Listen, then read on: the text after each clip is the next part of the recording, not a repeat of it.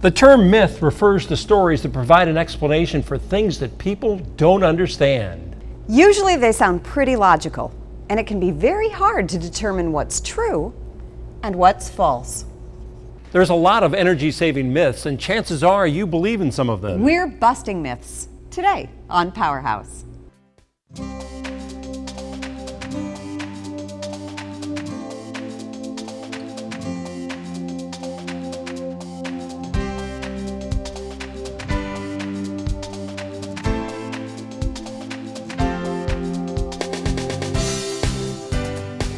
Powerhouse, presented by Alliant Energy.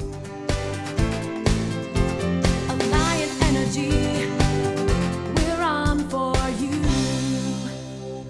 Megan, did you know that solar panels don't generate a lot of energy on a cloudy day? Really? That can't be true. You're right. It isn't. It's a common energy myth.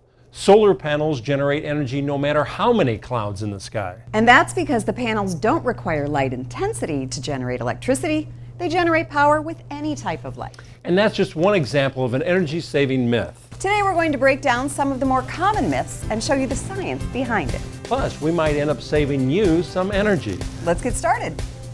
There are a lot of myths surrounding insulation, so it's important to first understand what insulation is and then why you need it. We have a large container of ice water, and it's very cold. And I have rubber gloves on, and I'm going to stick my hand into the water. Pete drew the short straw on this task. And it's very cold. It's cold. Okay. Yeah, I think that's, yeah. Okay, we've it's made cold. the point. Yeah. All right, I have some shortening here, and I'm going to coat my hand here with the shortening. Megan's going to help kind of get it all over here. Now, I'm going to stick it back in the ice water.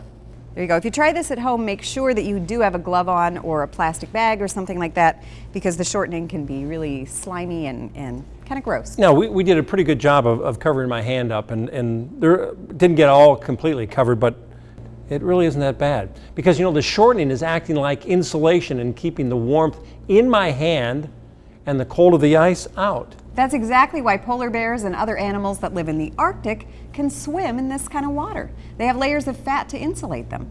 And that's also why we insulate our homes. We want to keep the temperature in our homes consistent no matter what it's like outside. So what are the myths about insulating? Myth number 1, you shouldn't make a home too tight. Myth number 2, insulating the ceiling will just cause more air to leak out through the walls and windows. We're here at Kirkwood Community College today, and joining us is Joe Greathouse, Associate Professor of Construction Management. And some of your students will be joining us as well a little bit later. Thank you so much for having us here and helping us bust these myths. You bet. Let's start with the first one. Is it true that you can have a house that is actually too tight? Common myth, but that's not true. We actually want houses to be as tight as possible. And one of the mechanisms that we use to help ensure that a house is tight but ventilated right is this machine right behind you. And this is called a heat recovery ventilator, otherwise known as an HRV. And its job is to bring in fresh air from the outside, exhaust the stale air from inside, but capture that heat as it does so. So if we look at this center box here, this is our heat exchanger.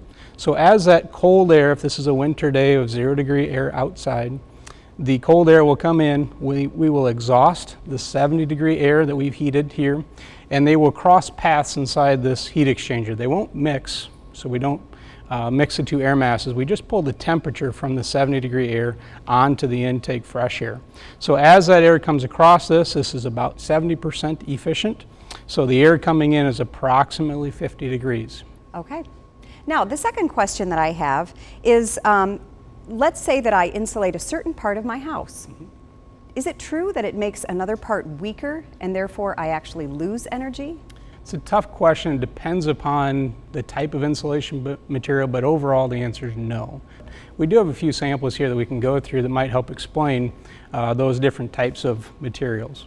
So the first and most expensive, I mean, if money wasn't an object, you would probably use what's called a polyisocyanurate. In the field we call that polyiso. It has a foam core to it with a backing on the front and back, which is approximately an R5.5 per inch. So a 2-inch board like this would be an R11. Moving down the list, we go to an XPS, extruded polystyrene. This is an R5 per inch, so a 2-inch board would yield us an R10.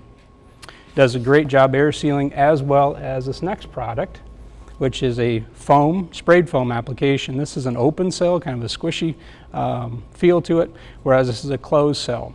And depending upon where you're applying this product within the house depends upon which one you would choose.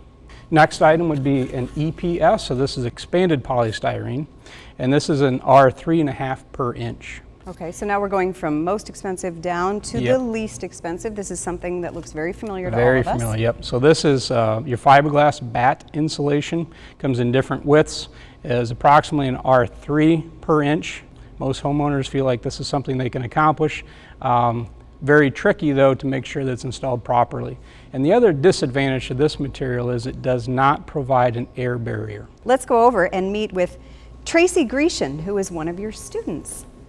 Hello, Megan. Hi, Tracy. How are you today? I'm doing well. Good. Explain to me what your fellow students are doing in the background here. We've got Nate and Miranda working on a mock-up wall section, and they're installing fiberglass batt insulation. Fairly simple process, but we want to make sure when installing the fiberglass batts that we don't compress them, but we do fill up the wall cavities. Now, this does not have an air barrier. Will you apply that afterward? To achieve an air barrier on this, we're going to use a 6 mil poly. The fiberglass batts themselves, as Joe said, do not create an air barrier.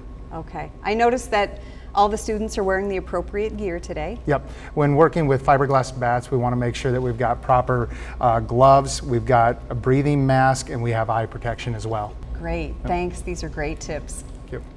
Okay, and lastly, let's talk about the investment. We've geared up some people here that are excited about insulation. Where do they begin? Homeowners should investigate their envelope, the outer portion of their house, and look for ways that air movement might be getting into the house, uncontrolled air movement, which could be through wall cavities, cracks in the foundation, that type of thing. So the first thing to do is seal that up tight.